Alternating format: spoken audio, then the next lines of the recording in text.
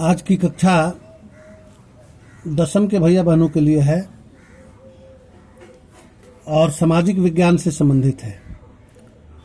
प्यारे भैया बहनों, पिछली कक्षा भारत में राष्ट्रवाद शीर्षक इतिहास के पाठ की शुरुआत पर आधारित था।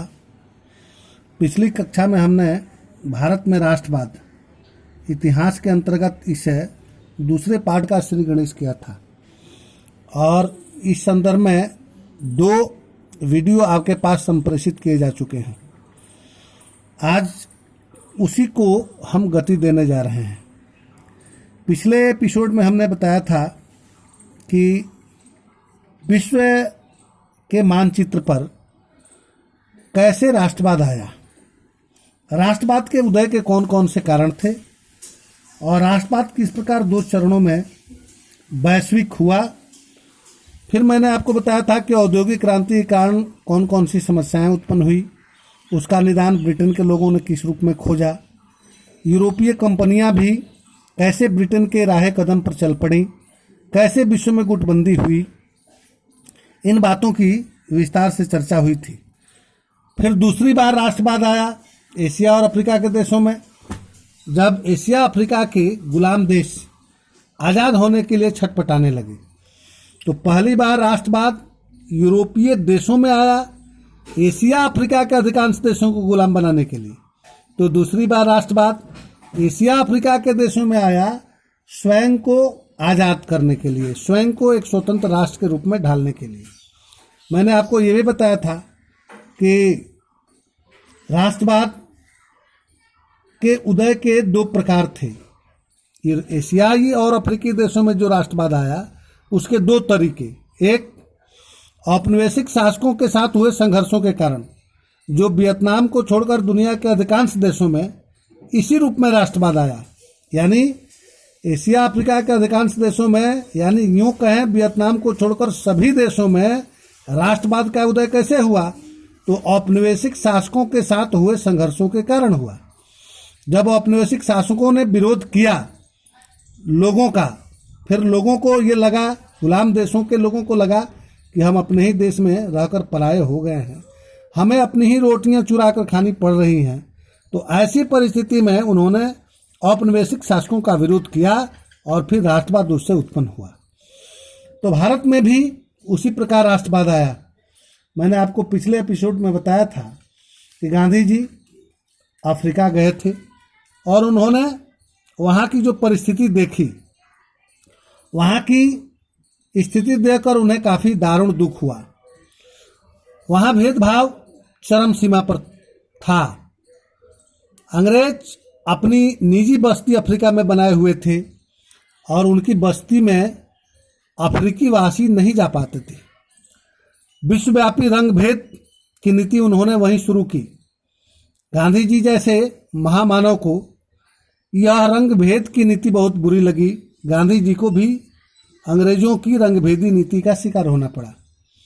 गांधी जी को बहुत पीड़ा हुई, कष्ट हुआ और दूरदर्शी गांधी जी को यह समझते देर न लगी कि भारत की भी कल यही दुर्दशा होने वाली है। इसलिए उन्होंने अफ्रीका के लोगों को इकट्ठा किया और उन्हें सत्याग्रह का मंत्र दिया।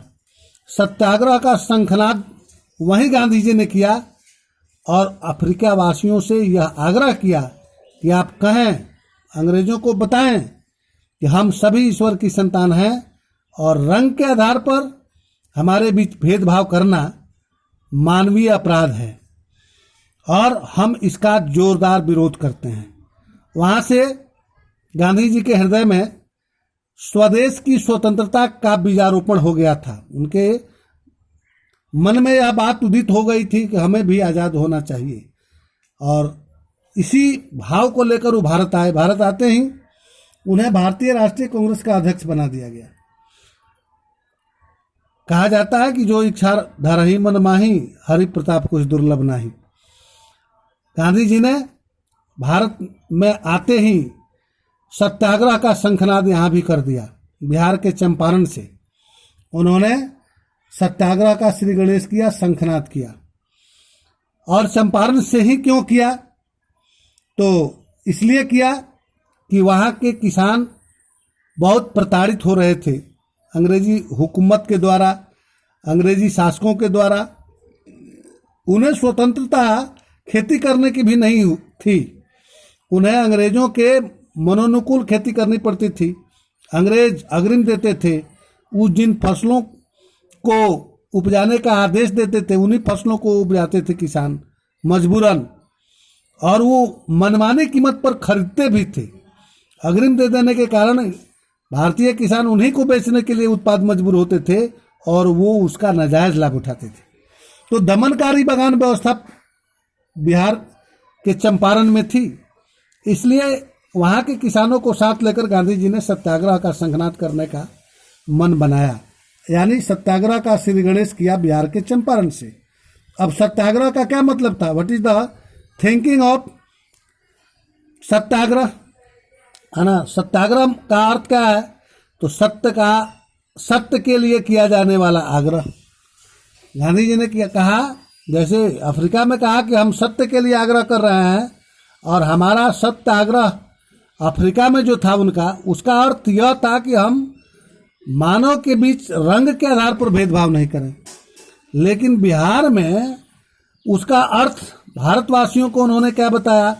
भारतवासियों को चंपारण के सत्याग्रह का अर्थ उन्होंने बताते हुए कहा कि हम इस देश के नागरिक हैं, यानी हम भारत के नागरिक हैं, भारत हमारा देश है, हमारे देश के लोगों के हाथों में सत्ता की संप्रभु शक्ति होनी चाहिए, हम इस देश के स्वामी हैं, हम चाहेंगे जैसा शासन वैसा शासन हमारे यहाँ होना चाहिए, यानी सत्ता की संप्रभु शक्ति हमारे हाथों में होनी चाहिए, जो कि नहीं थी, वो अंग्रेजों के हाथों में थी। इसलिए गांधी जी ने बिहार से चंपारण का शंखनाद किया और इस दमनकारी बगान व्यवस्था से पीड़ित किसानों को साथ किया। सत्याग्रह का अर्थ यहाँ भी बताया कि सत्य के लिए किया जाने वाला आग्रह, और यहाँ सत्याग्रह का अर्थ यही था कि हम इस देश के नागरिक हैं, इसलिए सत्ता की संप्रभु शक्ति हमारे पास होनी चाहिए। देश भर में सत्याग्रह का शंखनाद उन्होंने किया और चंपारण से इसका श्री गणेश भी हुआ। जैसे ही सत्याग्रह शहरों में विशेष रूप से इसका प्रभाव देखने को मिला, शहर में शराब की दुकानों की पिकेटिंग की गई, स्वदेशी वस्त्रों को पहनने के लिए गांधी जी ने भारतवासियों से आग्रह किया और अंग्रेजों के विरोध के लिए शंखनाद किया। ये सारी बातें थी जिसके कारण सत्याग्रह शुरू हुआ, लेकिन सत्याग्रह की सुगंध केवल शहरों तक ही फैल कर रह गई। गांव के लोग, ग्रामीण क्षेत्र के लोग सत्याग्रह से नहीं जुड़ सके, इसलिए कि पहला आंदोलन था और इसका प्रचार प्रसार ग्रामीण क्षेत्रों तक नहीं हो पाया था, इसलिए शहर में इसका व्यापक प्रभाव देखने को मिला। सत्याग्रह शुरू हुआ। अगले ही वर्ष 17 में खेड़ा के, गुजरात में एक जिला है खेड़ा, उस खेड़ा के किसानों ने आंदोलन किया। क्यों किया? तो उस समय फसल मारी गई उनकी, लेकिन अंग्रेजी सरकार उनसे टैक्स लेना चाह रही थी, उनके टैक्स को माफ नहीं कर रही थी, जबकि किसान फसल मारी जाने के कारण टैक्स देने के पक्ष में नहीं थे। लेकिन अंग्रेजी सरकार उनकी सुनने वाली नहीं थी, इसलिए किसान आंदोलन पर उतारू हो गए। खेड़ा के किसान, जैसे गांधी जी को इस बात की सूचना मिली, गांधी जी खेड़ा में पहुंच गए और खेड़ा के किसानों का नेतृत्व करके खेड़ा आंदोलन को आगे बढ़ाने का काम किया। ये गांधी जी का बहुत महत्वपूर्ण आंदोलन था। खेड़ा के किसानों का नेतृत्व किया, उस आंदोलन को लक्ष्य तक पहुंचाया। तब तक उन्हें वही पता चला कि 1918 में अहमदाबाद के जो कपड़ा मिल के मजदूर थे, वे भी आंदोलन पर उतारू हैं। उन्हें भी उचित वेतन नहीं मिलते थे और किसी तरह की सुविधा उन्हें नहीं मिलती थी। इस कारण वो दुखी थे, कष्ट में थे और उन्होंने उद्योगपतियों के विरुद्ध आंदोलन करने का मन बना लिया। गांधी जी को भी इस बात की जानकारी हुई और गांधी जी तुरंत वहां पहुंचकर मजदूरों के आंदोलन का नेतृत्व किया। इन सारी गतिविधियों को देखते हुए ब्रिटिश सरकार को साफ सूंघ गया। ब्रिटिश सरकार को यह लगा कि गांधी जी पूरे देश में आज़ादी का अलख जगा रहे हैं, देशवासियों को जगा रहे हैं, एकता के सूत्र में बांध रहे हैं और हमारे शासन को चुनौती दे रहे हैं। अगर गांधी जी का आंदोलन अबाध्य गति से चलता रहा तो आने वाले दिनों में भारत में शासन करना अंग्रेजों के लिए कठिन हो जाएगा। इसी चिंता से चिंतित होकर अंग्रेजी सरकार ने ब्रिटेन से एक कानून पारित किया। ब्रिटिश संसद ने ब्रिटिश इंपीरियल लेजिस्लेटिव काउंसिल से 1919 में एक कानून पारित किया जिसे रॉलेट एक्ट के नाम से जाना जाता है। और रॉलेट एक्ट एक ऐसा काला कानून था जिस कानून के तहत किसी भी भारतीय को बिना अपराध बताए 2 वर्षों तक के लिए अरेस्ट करके उसे जेल में डाला जा सकता है। इस कठोर कानून की सूचना पाते ही भारत के राष्ट्रीय जो नेता थे वो बौखला गए। गांधी जी स्वयं एक बैरिस्टर थे और विडंबना क्या थी कि अंग्रेजी सरकार से ही उन्होंने ये डिग्री भी प्राप्त की थी, यानी बैरिस्ट्री की डिग्री गांधी जी ने इंग्लैंड से प्राप्त की थी। वो कानून के अच्छे जानकार भी थे। उन्हें यह लगा कि बिना दोष बताए, बिना अपराध बताए, बिना किसी को निर्दोष सिद्ध किए अगर उसे सजा देने का प्रावधान हो किसी कानून के द्वारा तो वह कानून निश्चित रूप से काला कानून होगा। इसलिए उन्होंने रॉलेट एक्ट को ब्लैक लॉ, रॉलेट एक्ट की संज्ञा तो उन्होंने दी थी, गांधी जी ने उसे काला कानून कहा और देशवासियों से इस रॉलेट एक्ट के विरोध के लिए तैयार किया कि रॉलेट एक्ट का देशव्यापी विरोध हो।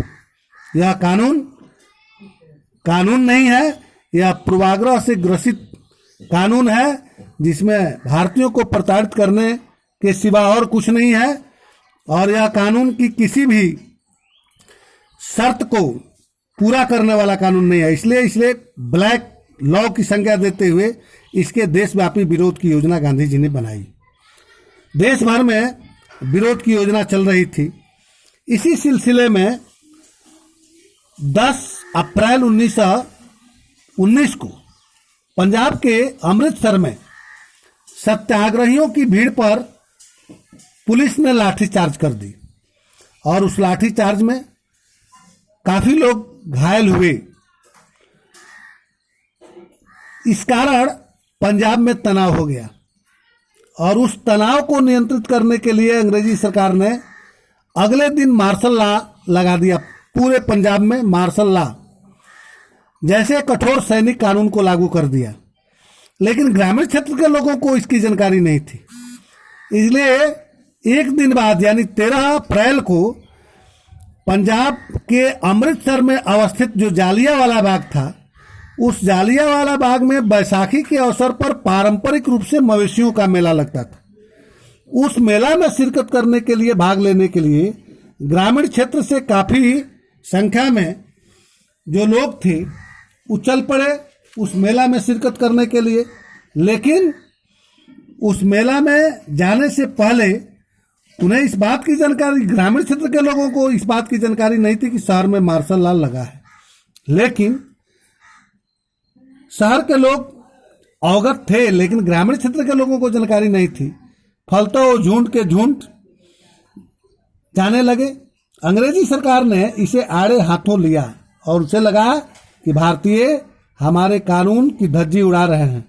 ऐसे में उसने क्रूर अंग्रेज अफसर जनरल ओ डायर को कमान दे दिया और वह दुष्ट अंग्रेज अफसर जैसे कमान संभाला वह जालियांवाला बाग पहुंच गया और उसने जाकर के जालियांवाला बाग को सील कर दिया। चारों तरफ से जितने एग्जिट पॉइंट थे उसको सील कर दिया और एक बंद तंग गली से फायरिंग का आदेश दे दिया। उसमें बहुत सारे भारतीय मारे गए सैकड़ों की संख्या में लोग मारे गए, हजारों की संख्या में लोग घायल हुए। यही हत्याकांड, जालियांवाला हत्याकांड के नाम से इतिहास में जाना जाता है। आज इतना ही, फिर अगले दिन हम विस्तार से इस पर चर्चा करेंगे।